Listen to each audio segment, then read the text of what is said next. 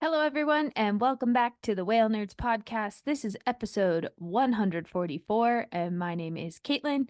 I'm back with more of my season down here in the Southern Hemisphere. I've been home for a little while, and the dust has kind of settled a little bit, and I've been able to kind of get caught back up on what's been happening. So, where I left you off on the last episode, we were just middle of December to middle of January, holidays on the peninsula. So next we'll talk about my last South Georgia trip of the season, and actually my family came to visit me in Chile, and we adventured around as well. Before I get into that, I do want to take a moment and say thank you to everyone who supports the podcast in whatever way, shape, or form they can, whether that's supporting us financially on Patreon, which I have been posting content in there if you want to see some footage from the trips that I haven't really posted anywhere else. You can also connect with us through there. You can send us a message on social media. We have Facebook and Instagram. Thank you for those of you in the past who have gone on trips. We did not do trips this spring, just kind of too much going on and a little bit too tricky to pull off for us this season. But thank you for those of you that have come in the past, because that does support the podcast. And also just thanks for listening. It's been, 5 years since we started doing this project, and it was just for fun. And here we are, 144 full length episodes later. And we really appreciate you guys following along. Also, for those of you that rate, review, and share the podcast with others, that's also super, super appreciated. To keep up with what's going on, you can always check out our social media. It's at Whale Nerds on Facebook and Instagram. We do have a website where we have merch, and we have a blog. It's called thewhalenerds.com. And then you can check out video versions of these episodes on YouTube from episode 100 onward. So if you go to YouTube and type in the Whale Nerds podcast, you'll find us on there. So here we are. So after my long stint on 2 different ships, I had a 2-week break, just over a 2-week break, really. And logistically and like financially, I mean, I don't pay for the flights, like the companies I work for pay for the flights, but like more just logistically, I didn't really think it was justified to fly home, because it takes 2 to 3 days to fly home, depending on how, like, the flights they book you, if you have to overnight somewhere, like, it depends on how good they can get you on flights. So it's like usually 2 days to get home, or a day and a half, and then you're home for like 8 or 9 days, and then it takes 3 days to get ready to come down on the ship, because you usually start flying in the afternoon, you overnight somewhere, and keep coming all the way back down to the end of South America, and then you have to spend the night in the port city, like the night before embarkation, because they like want to make sure you get there with plenty of time to get on the ship. And so I was like, that just seems silly to come home for like a week and then have to turn around and fly again. And I just also just couldn't really justify like the environmental cost of like flying just to go home for 2 weeks, just for the sake of both companies like flying and like saying they completed or began like their obligation. I was like, I can just stay in country. And it makes more sense because I'm closer, I'll be better rested. But then I also hadn't like seen my family for months at that point. I missed Christmas, I missed New Year's, and I missed Thanksgiving. I missed a lot of stuff because I've been gone since the middle of October at that point. So my parents and my sister actually came and met me in Chile. And so I left Argentina after I got off of Nansen, flew over to Chile and met up with them. And we got to play around for about 2 weeks before I embarked on the Fram in Punta Arenas in Chile. So we kind of did like some touristy stuff in Santiago the first few days, and just like toured around, kind of got our bearings, did a little bit of the history stuff. And then we went out to the coast, and we spent a lot of time in Viña del Mar and also like the Valparaiso area, Valparaiso. And out at the coast, we got to see some new species for me. And also, I mean, obviously for my family. So first time south of the equator. So that was exciting for them. The highlights really were Humboldt penguins. I was determined to try and show my family any species of penguin that we could while we were in Chile. Um, we at first kind of like considered maybe driving or flying like down to a more southern destination in Chile, but time wise and like money wise, it's just like it's a lot. Like you could either spend a lot of time in the car, or end up spending a lot of money on plane tickets, and then flying home from Punta Arenas for them was like it was a lot more of a challenge. And so we just decided to come and go from Santiago and go wherever we could within a few hours drive of the car. But Viña del Mar and Valparaíso was like perfect. So just north of Viña del Mar, there's a town called Cachagua, and there is like a little island reserve that has Humboldt penguins, and you can actually see them like from the beach, and the island is like 100 yards from the shore. And so we went up there one day and we could see them from the shore, but then we also, this is so funny because this happened several times. I also was like looking at Google reviews of like businesses in the area, like restaurants, and then like a restaurant review referred that there was like a fishing pier nearby with like boats for rental. So then I like looked at the companies at the fishing pier. And so there's like fishermen that have like these little, I think they call them like lonchas or something. They're like pangas, if you're familiar with that, like a little like wood skiff with an outboard engine. And it said like, oh, you can go to the fishing pier and like ask the fishermen after they'd come in from fishing the night before if they would be willing to take you out to see the penguins. And most people said it was like pretty affordable, like less than $100. Um, and so we, one of the days we went back up to where the penguins were, and we went to the fishing pier, and we asked, and we were like, can we pay you to go for a tour to go see the penguins? And he was like, yeah, no problem. I think we paid like 80 US dollars for four of us to go on the boat, and it was like a 30 or 40-minute ride. It was a little rolly. I think my mom was a little nervous, but she did fine, and we got to see the penguins up close from the boat. Out at the Penguin Island, there's also cormorants, there's turkey vultures, there's pelicans. We saw Peruvian boobies. So yeah, it was a cool experience. Nice little small boat trip. Got to get some better photos of the Humboldt penguins, and that was really nice. Also, when I was looking closer to Viña del Mar, because every day we would kind of just like go walk around, maybe go in the car, but we mostly tried to do things on foot if we could.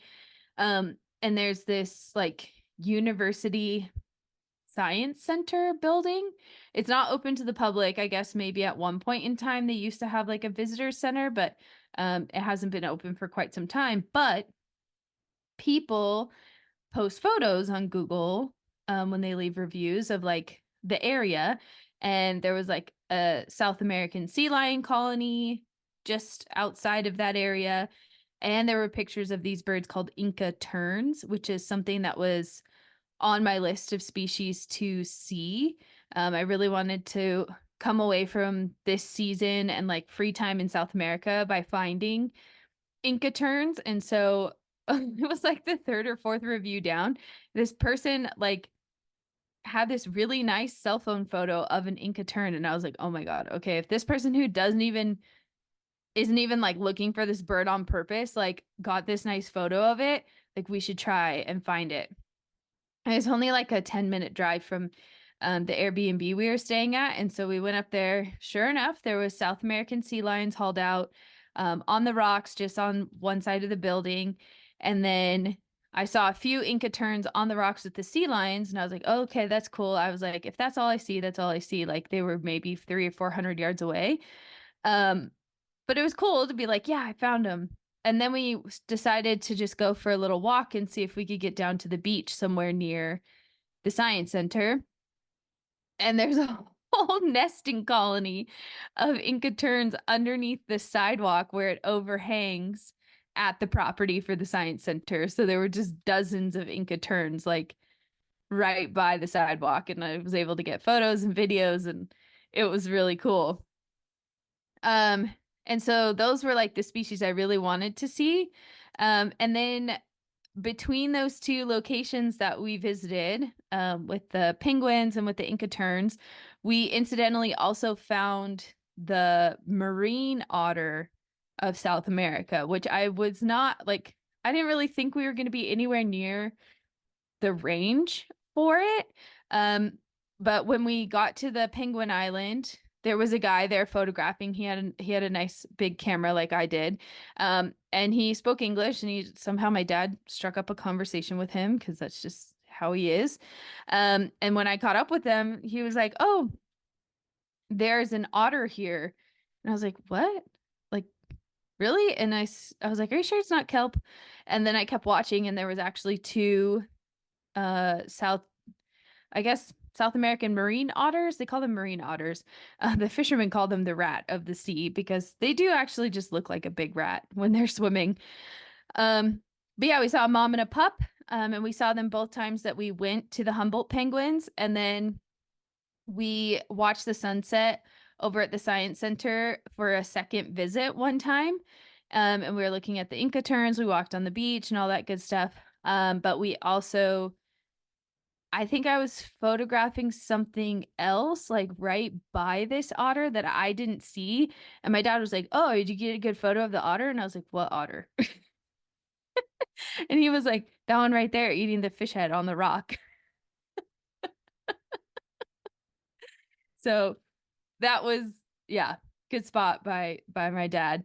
And I did get a few photos. It was starting to get dark. The sun had already set, so they're like pretty grainy and like need a lot of editing, but it was really cool to be able to see it just sit there and eat its fish head that it had taken from like the scrap bin that the fishermen had left and in the area. And so we got to get some nice sightings of those. And then we also spent a little time in Valparaiso, and we went down like we took the train. It's like the little metro station. Part of it's a subway, part of it's an above ground train. And from between Viña del Mar and um, Valparaiso, I think it was like maybe 15 or $16 for all four of us to ride out and back. And we went like we rode a couple stops, then we got off, then we got on again and rode a couple stops, and then rode it all the way back. Um, so much more affordable, and then we didn't have to stress about parking the car because some parts of Valparaiso, if you like don't know where you're going, can be kind of sketchy and dangerous. And so we didn't want the car to get broken into, even though like we don't leave anything inside. Like we just didn't want anybody to be tempted. And we traveled pretty light the first time we went, just kind of like get the lay of the land. And we went to the fish market because again, on the Google reviews, I saw these pictures of all these big male South American sea lions just like all over the place near there. And so we went down there, and there's like a little beach just behind where all the fish cleaners work. And of course, they throw the scraps in the water there. And so the sea lions like climb up the rock wall, but also are just like waiting down at the beach right there for somebody to throw them scraps. And there's always a bunch of birds there too. And like these were like full, big, mature males. And if you've never seen a picture of a South American sea lion, Google it when you get a chance because, like, why does their neck look like that? Like, it's so thick. It's like, it's insane. Like, it's obscene how large their neck is and like how much bigger they are than the females. Like, if you think California or Steller sea lions are big, like, no, these are huge. Like, these are so massive. They look silly. They're so big. So it's pretty funny to watch them. So the first time we went, like we just had our cell phones with us. I didn't bring my camera because I didn't really know what to expect.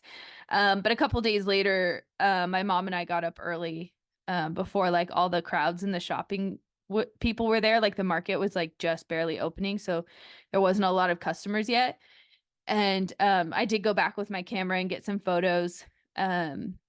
And then there's like a couple other places where you can see them. We did end up taking a boat ride from Valparaiso, but I don't know if it was just like the time of day or like how we selected our middleman to negotiate for the boat tour, but like the four of us ended up getting like a private trip for like $100 or something, $120, um, for like 30 minutes. But we were like insisting, like, we just want to go see the sea lions. We don't want to see anything else. Like, we don't need a harbor tour or anything like that. And they did go find us like one sea lion, but like then they took us around and we're like, oh, look at the Navy ships, look at the cargo ships. And we are like, yeah, okay. And they also took us on like this really big boat. Like it would seat like 30 something people and there were four of us on it. So I don't really know if like it was lost in the Spanish English chaos or if it's just how it was in the afternoon, but their boat harbor also is just like the platforms where they load people and like how many boats are in there and like how many boats are moored and everything. It's like bumper boats and then like boats on shoestrings. It was wild. I don't even think I like took any pictures. I was just like so stunned. They like don't tie the boats up. They basically just pull up and put it in neutral and then they have like these like like these lines hanging down from like a crossbar above your head. And it's like it like reminds me of like a challenge course or something. So like the dock helpers or the captain or the deckhand depends kind of like who's there. They like hold that vertical line and then like stand with one leg on the pier and one leg on the boat and then like help you in and out and then you can also grab one of those lines for like support. It's just like what is happening? But it was like that in Cachagua as well, like where we went to see the Humboldt penguins. Like they had a small dock with the same setup and like same thing. It was like bumper boats and like just moorings that looked like they were attached with shoestrings. Like, I mean, I guess it's their way. Um, and like one of the biggest impressions I left with from Chile, like from that trip, was that like a lot of the like general lay people don't know a lot about like their own ocean. In Viña del Mar and Valparaiso, like the beaches are very steep and the waves are big. So you can't just like go snorkeling. People don't go play in the water. In Cachagua, there was scuba diving, and there is a really amazing like intertidal biodiversity. I mean, it's the Humboldt Current coming off of the Antarctic continent. It's a beautiful, very productive ecosystem, but um, most of the fishing is like local small boat fishing that they fish overnight. Um, but it's still like reef associated fish and shallow water fish because they're going out in those little like pangas, those lanchas. Like they're not going out in these big fishing boats that can be way out to sea. Like I don't even know if how good of a radio they have. Like they don't even really have an antenna. I think they just have like a handheld. Um, and like when you'd ask people and like try and search on the internet, you know, like for information about like the ocean species, you know, we'd go at night and watch the fishermen catch fish at the pier at sunset. And like even just trying to find a guide of like what fish they were catching, it was like quite a struggle. Like I'm pretty good at Google, especially when it comes to like finding wildlife, finding reference guides. I can put the parameters in English or Spanish. I mean, Google helps you with that now anyway. Like it's so smart. But like, yeah, there just was not like a ton available about any of their ocean species and resources and things. And I mean, it's rough and cold water and like they don't make a lot of tourism off of it, at least not where we were. Um, but like I had to pull up the International Whaling Commission handbook for Chile to even like verify like what marine mammals were there. And like the North Coast has information and the South Coast has information, but we were like in the middle. And I was like expecting like maybe there'd be bottlenose dolphins or like something. And yeah, like there's just not a lot of information out there. So I don't know if it's just because like there's not a lot of funding and it's not a priority, or maybe it's just my like inexperience in the area and like not knowing what the right resources are to look like, because some of that stuff is fairly specific. Like the Marmam listserv that we talk about, that's hosted by the University of Victoria, and like it doesn't look like a real website when you when you sign up for it. So that's why we always say like, yes, it is the right thing if it looks really weird. But yeah, it's just kind of an interesting experience, like trying to figure out like things to see and do um around wildlife in that area, and then like it wasn't really readily available information. So but we definitely had a good time. We saw some interesting things. We really liked the coast. And the day we left to go back to Santiago, that massive fire started. So we if you didn't see it on the news in January, yeah, it was middle of January, really like the third week, a huge wildfire broke out. It actually may have been human started. It had multiple ignition points and it's under investigation. But it burned thousands and thousands of acres of land and was pretty deadly and destroyed a lot of property. And we were probably like just outside the outskirts of Santiago, and we were going through like the last tunnel in the mountains before getting into like the metropolitan area of Santiago.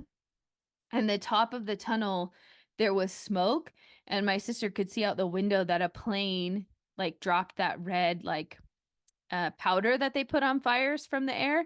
And then once we got to the other side of the tunnel, it was like there was smoke everywhere. Like you couldn't really see that well. You couldn't see the skyline or the mountains anymore. Could see like the staging area for all the firefighters. And then we started seeing the planes circling around. And when we got out of the car in Santiago, everything smelled like smoke. Like everything smelled like burning, like wildfire, like burning plants. And so that was pretty nuts. Like the airport, we were worried was going to be impacted because the smoke was so thick that we didn't think the planes could like come and go from the runway. But we did end up being able to fly out the next day. So my parents flew and sister flew home, and I flew down to Punta Arenas and met up with the ship crew there. And we had a night in Punta Arenas before um, getting on the ship the next day.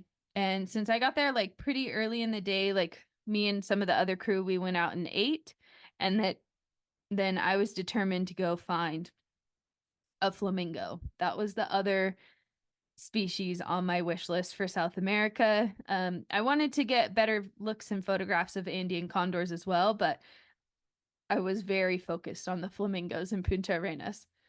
So I know that some ships have a pretty big campaign for using iNaturalist in Punta Arenas for the crews that the ships that come in and out of there. And one of the companies is the one I was working for at the time, HX. And so I got onto iNaturalist and I looked at the like recent uploads of species that were seen in the area. And there's like this pond outside of town where flamingos had been seen like within the last week, according to iNaturalist. And so after I ate, I went back to the hotel, kind of like regrouped, got my camera, and then I just called an Uber. And I stuck the pin on the map, and like on the map, it looks like it was just the side of the road. And I was like, whatever, I'll just tell the Uber driver that it's fine. But there was actually like a little park area, so she could like pull over and park and let me out of the car. And sure enough, there was like 30 flamingos out there feeding and sleeping, and there was all kinds of geese and ducks and grebes and other little shorebirds like snipes and things. And it was like it was like a field with like a big pond in it, and there was like horses and wild rabbits. And so I just kind of like walked all around this pond area and like took my time and took lots of photos. And then I just walked back towards the hotel, and I think I got like halfway back and it was starting to get dark because I had taken so long over there. So then I just like bought some snacks at a convenience store and then Ubered back to the hotel for the night. But Yeah, so I was also able to check a flamingo off the list while I was there. We did see Andean condors in Santiago, our first day there, but it like took me by surprise that we even found them. We went to this like park in the middle of town. It was kind of like it had like a funicular, which is like a tram that goes up and down the hill. At the top, there was like a religious it wasn't like a church. It was more like an outdoor venue where they could have service, and then there was a chapel on the grounds, and there's a big statue of the Virgin Mary, and a couple other things for like other saints and like little corners and areas where you could like an area where you could light candles for your loved ones and all that kind of stuff. Um, and then there was also like touristy things up there. There was like another like sky tram thing. There's a pool. There's a playground. And when we were out where the funicular drops you off at the top before we kept walking, or we were walking back to ride back down, my mom was like, "Is that a condor?" And I was like, I think it might be a turkey vulture because it like flew pretty close to the tree line, like by where we were standing, and then it circled back around again. I was like, nope, that is a condor. And there were two Andean condors flying around, but I didn't have my camera because we were on foot, and I was just like, I don't really know. Um, but yeah, it was cool. We got to see them and we watched them in the binoculars and stuff, so that was nice. So after my adventure with my family, I went down to Punta Arenas, embarked on the MS Fram for my last South Georgia trip of the season. And it was another one of those combo trips where you do Falkland Islands, South Georgia. This time we also went for a stop in the South Orkneys and the Antarctic Peninsula before finishing up and going home. Unfortunately, my first night on board, I made it through the whole day. In the afternoon, I started kind of like feeling not so good. Um, and then in the evening, I started to get really sick. And I ended up with food poisoning from a place that we ate in Viña del Mar. And my mom and sister also were sick. My sister before they got on the plane home, and then my mom as soon as they got home. So we all got food poisoning, except for my dad, because apparently he has a really good intestinal system and we don't. So I spent my first like 24 hours on the ship in isolation, which is like really an awkward way to start a contract. But you know what? It happens. And on a ship, you have to be really careful with that kind of stuff because all of a sudden the whole ship can have it. And then it's just like zombie apocalypse status on board. So luckily, it was just me. Nobody else got it. My roommate didn't get it. Within the crew, I think some other guests brought stuff on board with them as well because there were a few guests that were isolated, but we were completely unrelated to each other because they had come from somewhere in the northern hemisphere and I contracted it definitely somewhere in Chile. But anyways, so first day at sea, I was not allowed to go outside. I was in jail basically in my room. And then the next day we got to the Falkland Islands.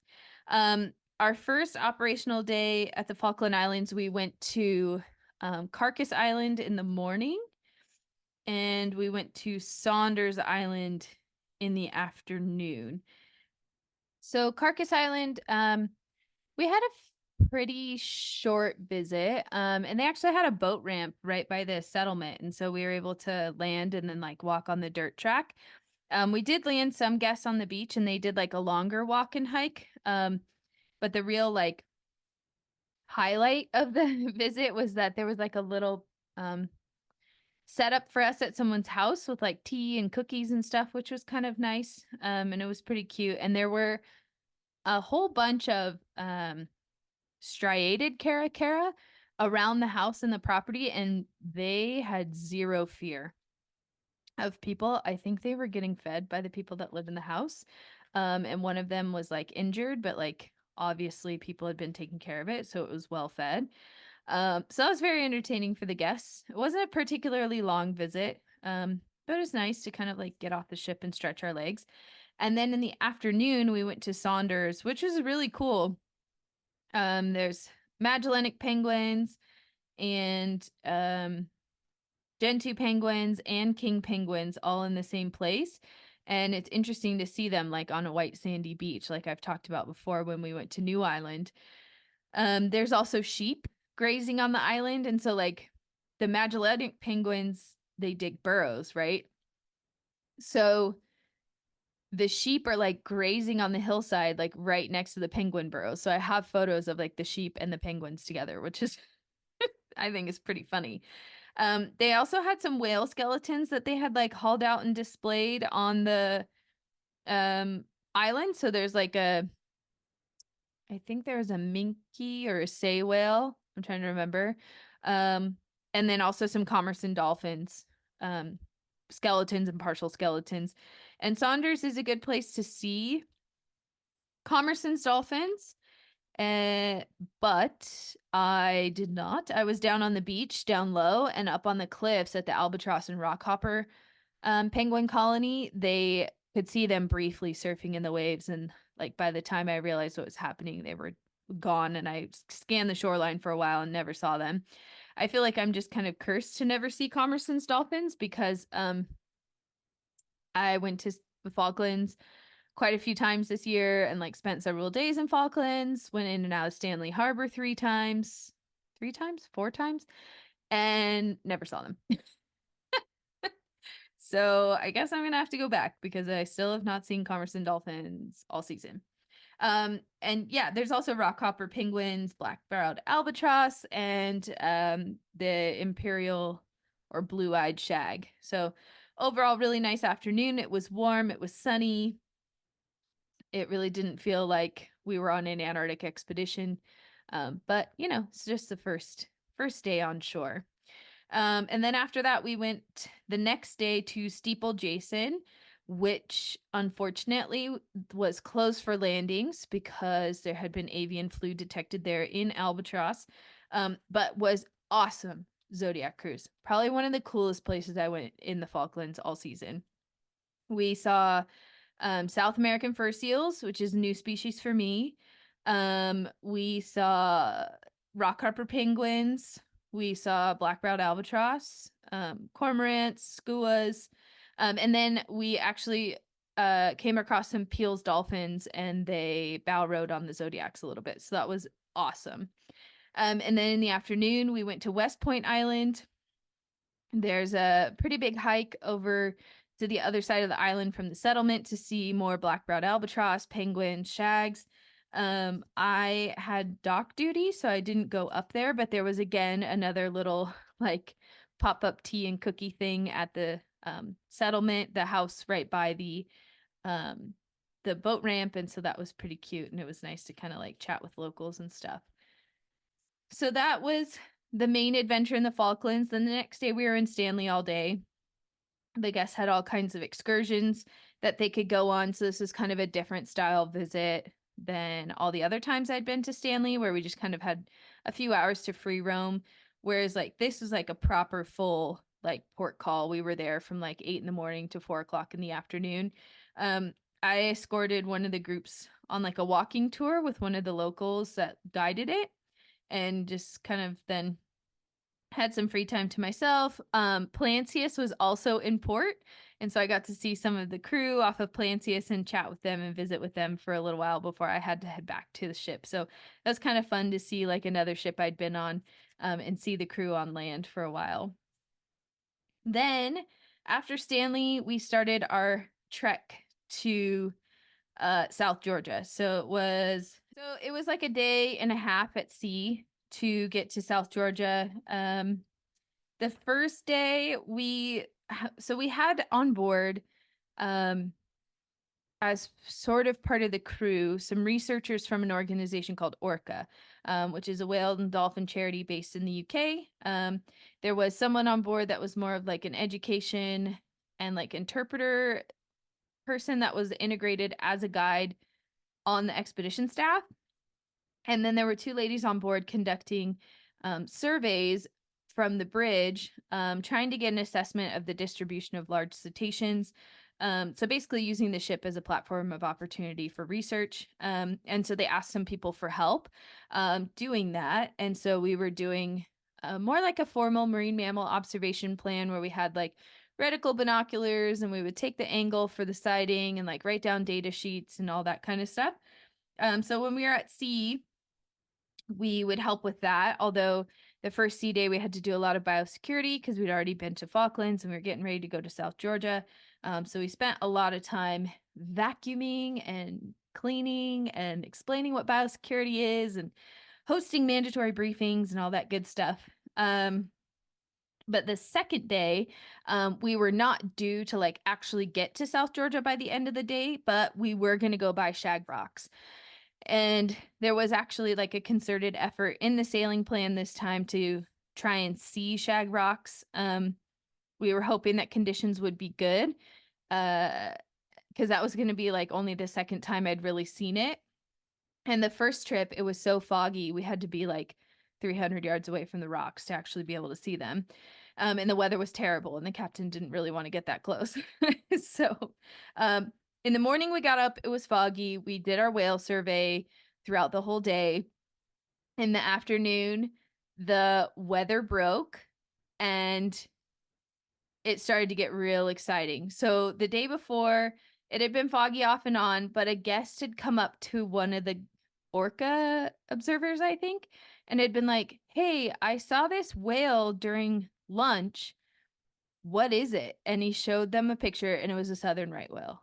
And like him and one other person saw it. No guides or anything were out. We were either doing biosecurity or eating lunch, and like we all missed it.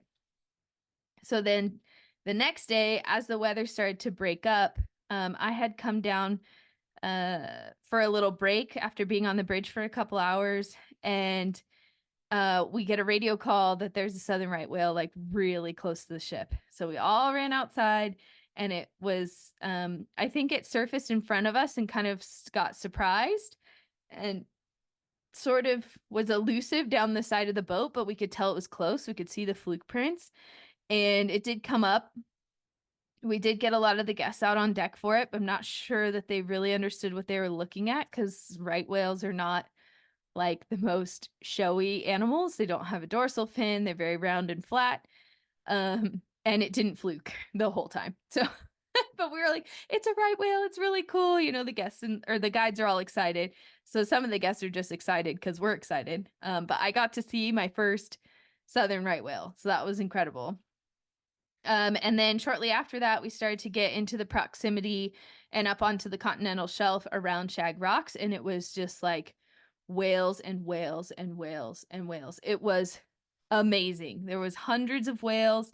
Most of them were fin whales. We had a few sei whales. We had one or two humpback whales, but we also had Southern Hemisphere blue whales. We had a pair of blue whales really close to the ship. We had plenty of time. We saw them from a long distance on the horizon. So we got a lot of guests out on deck to see them. And then later, looking through photos, the researchers from Orca were able to pick out a few more blue whales that were mixed in with the fin whales during our observation because they were up on the bridge, so they were higher up and they weren't distracted by guests and looking through the heads of all the different people out on deck. But it was amazing. For hours we went through huge aggregations of whales, and it was like I'd had other guides tell me, like Shag Rocks is this beautiful, amazing, magical place. Like that, I've had other guides say they've seen blue whales there, and during the whaling era, it was a very well-known hotspot for whales. It's recently been added to the slow down restrictions by IATO because of the presence of whales, but all season I hadn't had that experience. We'd intentionally avoided it because of the speed limit and the weather. The other time we went by there, it was foggy and the waves were too big and we didn't see anything around it. But this was an awesome day at Shag Rocks. And it was one of those moments, like I've shared these stories before in the years past on the podcast, but like one of those moments where you kind of get transported back in time.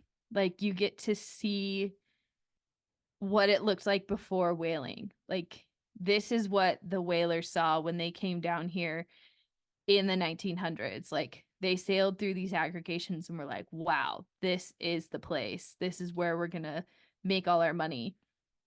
Whereas now for me, it's more like, this is what it used to look like. We're finally maybe getting back to that. And it's interesting that the two times that really stands out to me before, one of them was also foggy, and then like the fog lifted and it was just like there were so many whales. It was insane. So I don't know if that like gives me this more like feel like I'm time traveling thing because the fog clears and all the whales show up, but um it's kind of one of those really cool experiences where you really see what they were talking about in their logbooks when they were saying, you know, you could walk across the backs of the animals for miles, or the whole air around you smelled like whale breath. So yeah, that was pretty incredible. That definitely was a highlight of the season for me, was that day at Shag Rocks. So then we got the next day into South Georgia, and it was a challenge again. Actually, probably more so a challenge now that we are in the first week of February and had been contending with bird flu all season. There was less ships, but still a lot of closures. We started on the windward side of the island again in King Haakon Bay. We went to Cape Rosa. Of course, you got to do the Shackleton tribute, la la la. And we did cruise at Cape Rosa, which was the first time I'd like seen it close up from a Zodiac. The conditions were really borderline to get into that actual slot where they put the James Caird. And I think a few boats got in there in the first round of Zodiac cruising, but then a piece of ice pushed in there and like blocked the entrance, and so we couldn't all go take a quick spin around the beach and like the little cave cove that they landed in with the James Caird. But it was cool to see like this is it. This is like this spot was so narrow they had to take the oars in and like drift in because it was such a small little slot that they put the boat in. And there were elephant seals and gentoo penguins and fur seals and all kinds of things to look at. There was wandering albatross nesting just above there. So we got to see them flying around the Zodiacs, which was really cool. And there was a surprising amount of humpbacks in King Haakon Bay. When we first came in and we're making the approach, there were humpbacks around, which I had expected. That's kind of what we saw last time we were there. But then like we went down further into King Haakon Bay to show people Peggotty Bluff. And I don't know if it was some of the same whales because the tide maybe pulled them in there, but we were like way down in King Haakon Bay and there was like 7 humpbacks down in there. So that was pretty cool to see. I did get some fluke IDs, and I don't think any of them have matched. So it'll be interesting to see if we can figure out who those whales are. They were pretty young whales, so they may not be in the database. So then after that, we started working our way around the other side of South Georgia, kind of like the quote unquote normal side that everybody operates on, the leeward side. And there was not much open. So Fortuna was technically open, but ships that had visited within the days before us said there were 70 elephant seal carcasses on the grassy field, like behind the beach. So, like, the government of South Georgia said you can land there. Like, there's no additional risk of avian flu. Like, obviously, avoid the carcasses. But we just, like, it's not really a good feeling to show all those dead animals on the shore. Like, guests are aware of the situation, but, like, is it worth it to go walk up to that penguin colony when you have to walk through and around 70 dead seals on this grassy field? Like, it just didn't seem like a good idea. So even though it was open, we did not land there. We did a Zodiac cruise there, and like the way the beach is laid out and how steep it is, like we mostly got to enjoy healthy, happy wildlife. Like there were a few dead animals on the beach that I think mostly only the guide saw. I think the guests didn't really, they thought they were maybe just sleeping because they don't decompose very fast because of the temperature. So mostly the beach was covered in fur seal pups. and they're very independent at this age because they're already like a month or 2 months old, and their moms have left them on the shore and are going out to fish and then coming back to nurse them.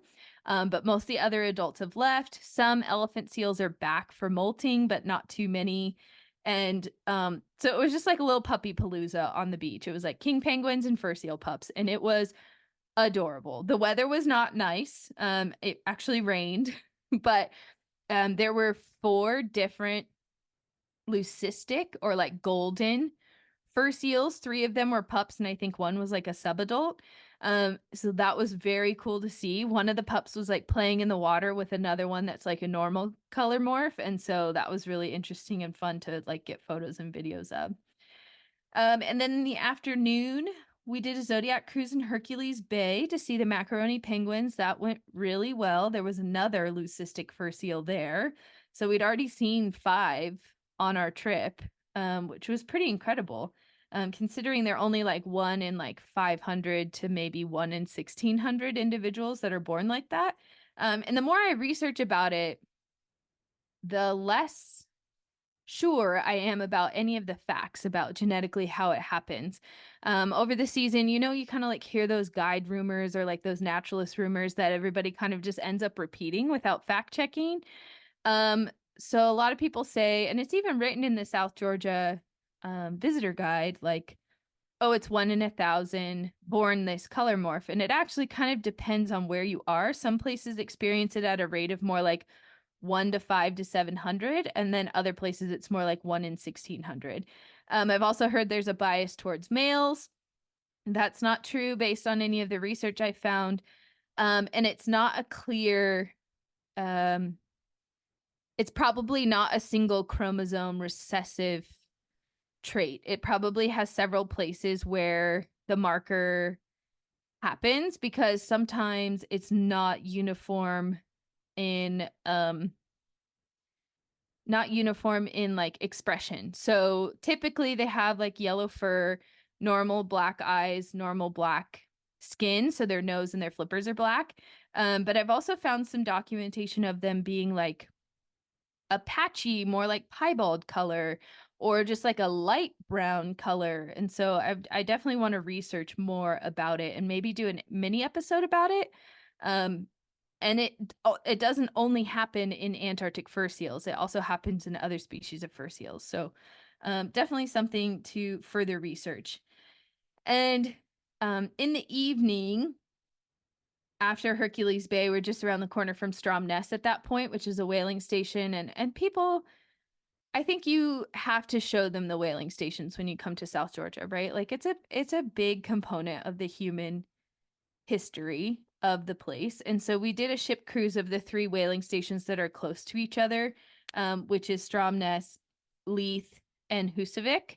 And all three were at one point, I think, owned by the same company. I can't exactly remember, but I had the South Georgia Visitors Guidebook with me out on deck, and I just like had that page open when we were at that location and just like gave them the years, gave them the cultural information, like the progression of the stations, and people really were pretty keen and pretty interested, and we had some good conversations.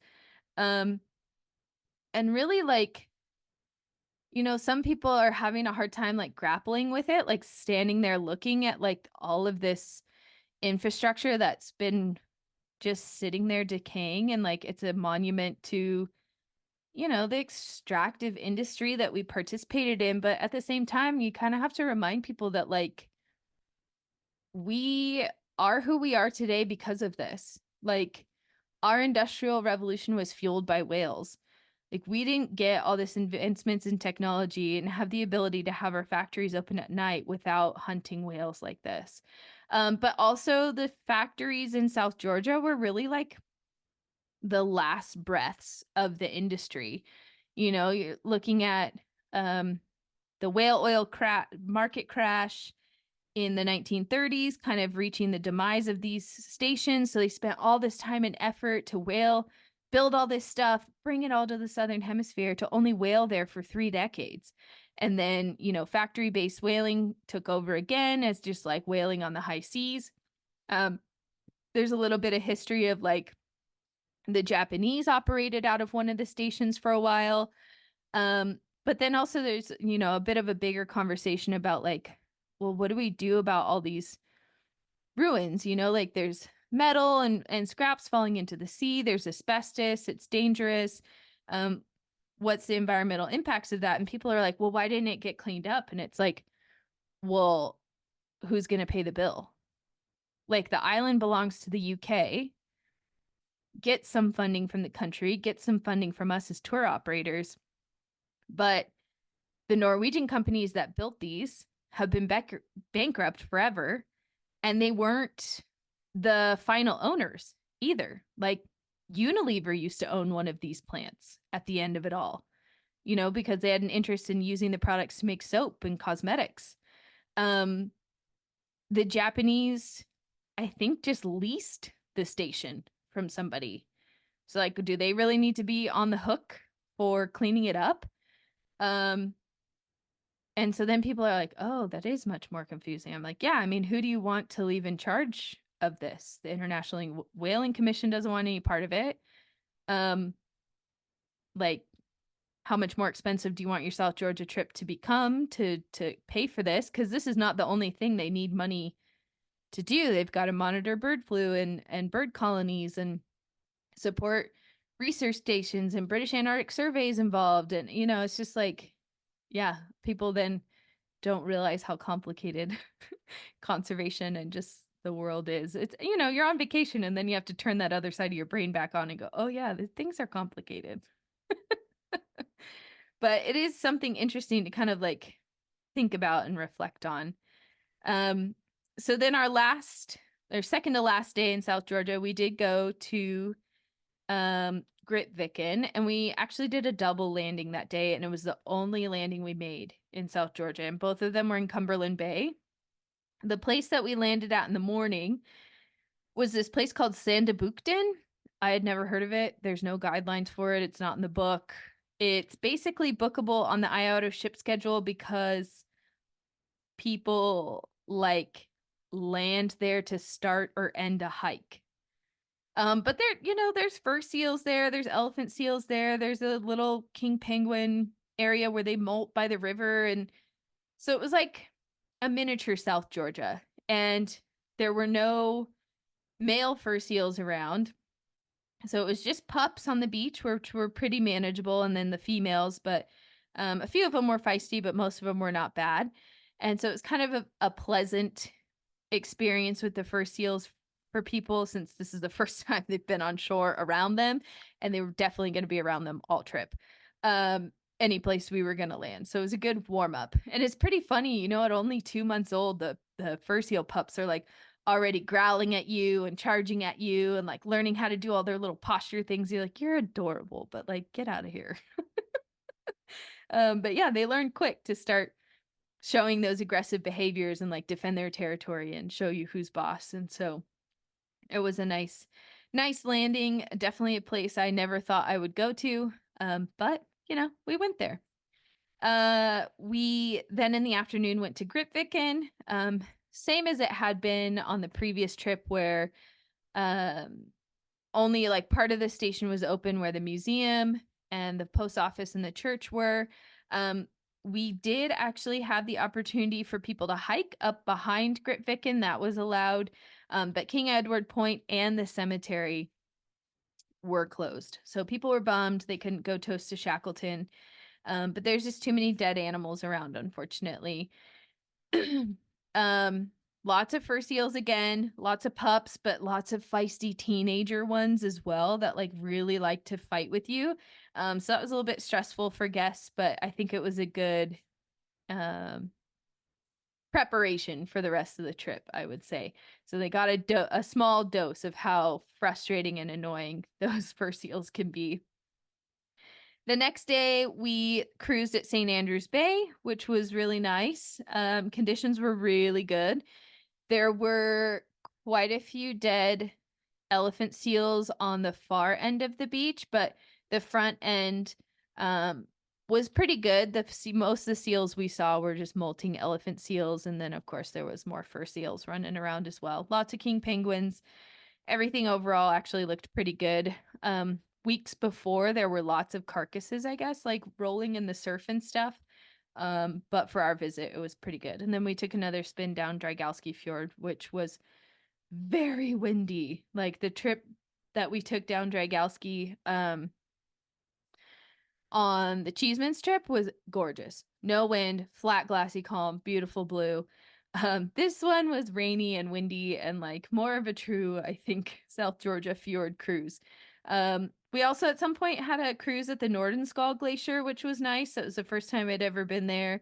And we saw like a jade colored iceberg that day between St. Andrews Bay and Drygalski Fjord, which was really cool. I guess what happens is like there's like some sort of iron oxide or magnesium or something in it. And so when it like gets saturated with seawater and then like tips, it like looks greenish, bluish. And it was really cool. And we had really cool lenticular clouds that day too. So it was like weird clouds, weird ice. It was awesome. It was windy and cold, but it was really cool to see. So then the next day was a sea day from South Georgia to the South Orkney Islands. Nicest crossing of the Scotia Sea I had all season. Wasn't like totally pleasant, but was not miserable like when I had done it before. um, and then the day after that, we went to the South Orkney Islands, which was the first time I'd ever been there. And we went to Sydney because it's a British Antarctic survey location, and we had some scientists to drop off and pick up. And then we did a landing there, and there were chinstrap penguins there, and a big pile of molting elephant seals, and krill fishing vessels. So there were a couple of Chinese vessels tied up together just outside of Sydney. And I think it was like a supply ship coming. I don't know if they took the catch off and then put provisions on for the catcher boat, but we got really good looks at the boats, and it stimulated some interesting conversations with guests about, like, look at this abundance of wildlife. Obviously, these penguins have chicks that have not fledged yet, and like these boats are here fishing. We saw whales on our way in. And yeah, it's something that over the course of the season I started to really develop a strong feeling about, that I don't really trust the integrity of the data that management is using to make decisions about the krill fishery. But I also don't think that the plan they have for the concentrated effort in Area 48, where most krill fishing vessels are fishing, I don't think it's good to have that many boats working that same area. Because even if truly the data is correct and they're only taking 1% of the available krill for Euphrasia superba, which is like the main Antarctic krill, they're taking it all from the same place. And that's also the closest hunting ground for all the species that eat that krill. So if they take it at the wrong time, right in the middle of the peak of feeding season, like you can still trigger really negative consequences. And so like seeing the krill fishing vessels in person and like having photos of penguins with the fishing boats in the background, I just was like, I don't think this is a worthwhile, like, why do we have this industry? Like, why do we take this resource from this very remote place, and almost all of it directly just goes to the northern hemisphere? Like, so then why do we need to fish for it down here? Like, it's not sustainable just from the carbon footprint alone, in my opinion. And then also, like, I think it's so dangerous to fish that low in the food chain. I mean, it's the same argument and issue we had in Monterey, where it's like the anchovy fishermen, cause the whales to scatter, probably also leave the area. And when whale watching was just going off like gangbusters, we were just racking up money, watching whales do some of the coolest feeding behaviors we'd ever seen. Groups of like 10 to 15 whales, lunge feeding at the same time, like groups of 30 plus whales feeding in one group. And then anchovy fishing started and the whales scattered. And it's like, you took that fish out of the water, which messed things up for us, and then packed that fish on ice and sent it out of the community. So a few guys that offloaded the fish and packed the fish on ice and then drove it in trucks out were paid, and like that's all the economy you stimulated for this area. Whereas whale watching, with all this incredible stuff we're seeing, we're bringing hundreds of people, thousands, really over the course of a week, thousands of people benefiting for companies on the wharf directly. But then those people are staying in hotels. They are eating at the restaurants. They are paying for parking. They're buying things in the gift shop. And so, like, who's really benefiting more? If you leave those fish in the water, they're going to make more money for the county. You know what I'm saying? Like, if you do the math that way. So, I just think when you kind of take that same line of thinking about like tourism in Antarctica, also just the importance of the ecological function of the Southern Ocean, like I think we're really going to screw it up if we keep krill fishing like this to turn it into cosmetics and bait and aquarium food and omega-3 supplements. Like we can make all those things another way closer to home. Like my mom sent me a picture from the pharmacy while I was on the ship of krill oil pills in Oregon. Okay, we have a huge abundance of fish that you can catch yourself or buy directly from a local fisherman to get your omega-3 that way.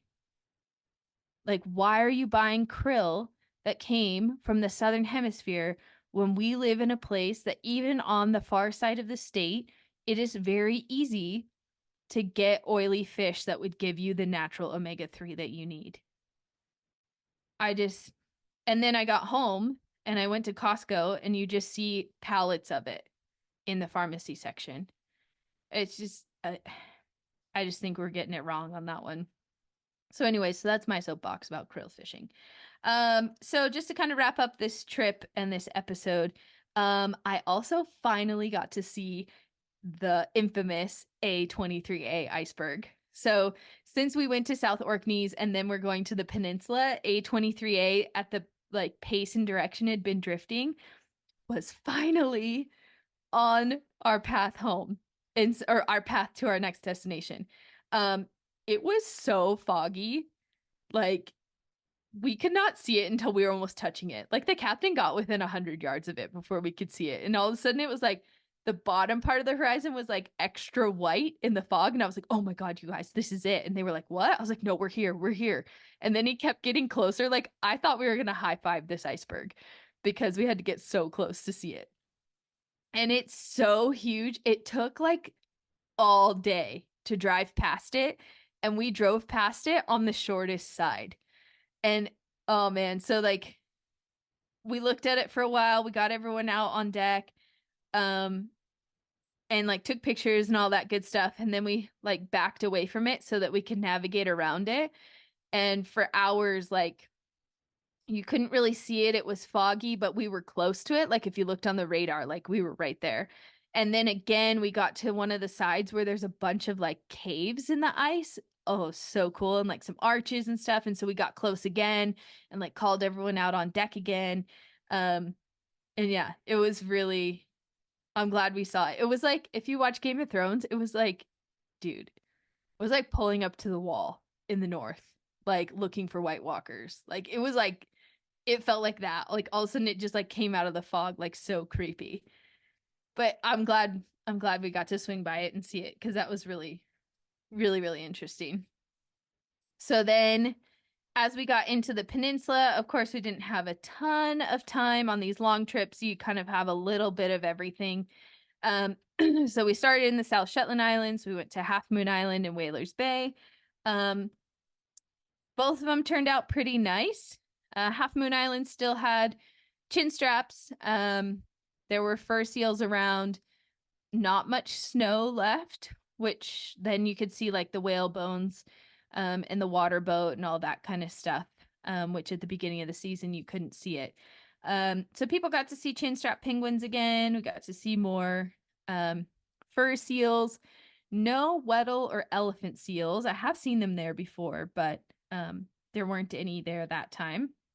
Whalers Bay was nice. The crossing into Neptune's Bellows is always quite interesting. We did land there and let people have a good leg stretch, walk around, go up to Neptune's window, go out to the old whaling station, the old research station and stuff. And the fur seals weren't too bad on the end I was at, which was more in like the old station area. And so that was nice. Of course, there was I don't know if I've talked about this before, but there was those brittle stars on the beach there as well. Almost always they get cooked at low tide, and so there's a bunch of dead I think they're called Victoria brittle stars or something like that. So it's kind of fun to walk the beach and look for that kind of stuff.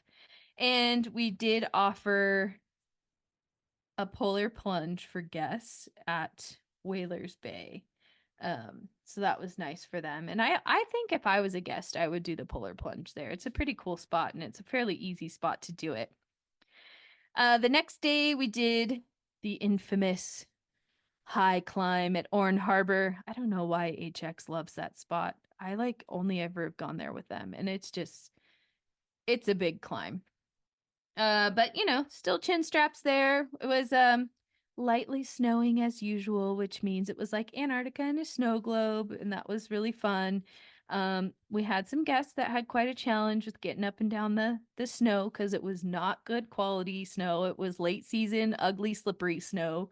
But everybody got up and down safely, so that was good. And then we went over to Cooverville. There was lots of Gentoo penguins. Unfortunately, there were some Gentoo penguins that I think like failed with their first chicks, and they had teeny tiny, like maybe 2-week-old chicks, and it's already the middle of February at this point. Like, it's one of those sad, cute moments where like um they're not gonna make it probably, but it is cool to see like little chicks, like those guests that weren't expecting to see fresh little babies. um but yeah, sad cute. And then the day after that we went to Nico Harbor, and there was so much ice we couldn't land, but we had amazing zodiac cruising, seals and penguins and whales, and really good zodiac cruising conditions. And then they camped at Des Moines that evening, and um it rained a little bit and it was a little bit tricky setup and stuff, but I think they did okay as far as I remember. The next day, I'm looking at my notes because I'm trying to remember what we ended up doing in the morning. I don't know if we went to Port Charcot or if we just went through the Lemaire. But then in the afternoon, we went down to the Yallour Islands. We did not land, but there were still Adelie penguins there, which is really late in the season for them at that point. By the middle of February, most of them were gone. But there were still some adults, and there was lots of chicks that were molting and like freshly fledged. And so we zodiac cruised there around the Yallours and got to see the Adelie penguins. So that topped off all 3 brush-tail penguin species for guests. And then we also saw a Weddell seal. There were whales around, but we didn't see them from the zodiacs. And then after that, it was time to start working our way across the Drake Passage.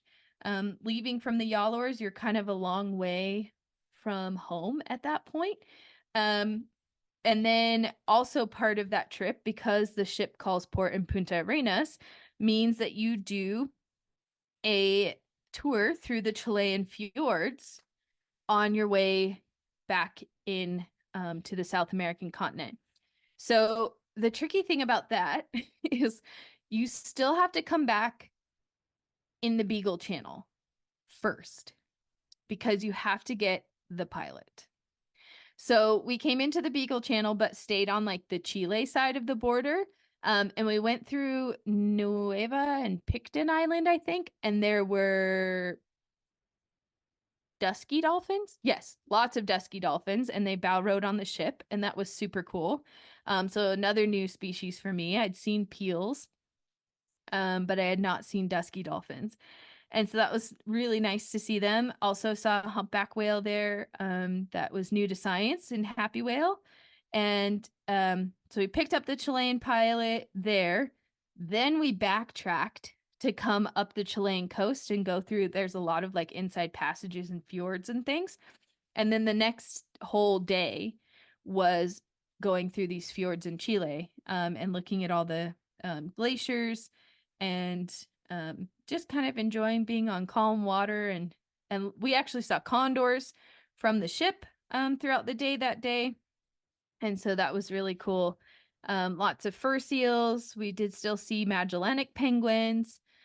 We did see humpback whales. So really cool to be able to cruise that part of the Chilean fjords. And so once we got into the Beagle Channel, we kind of like went on the backside of Cape Horn, but it was dark out, and then went up through the Straits of Magellan, and then in further inland into Punta Arenas. So that was the last South Georgia, Falklands, Antarctica combo trip of the season for me.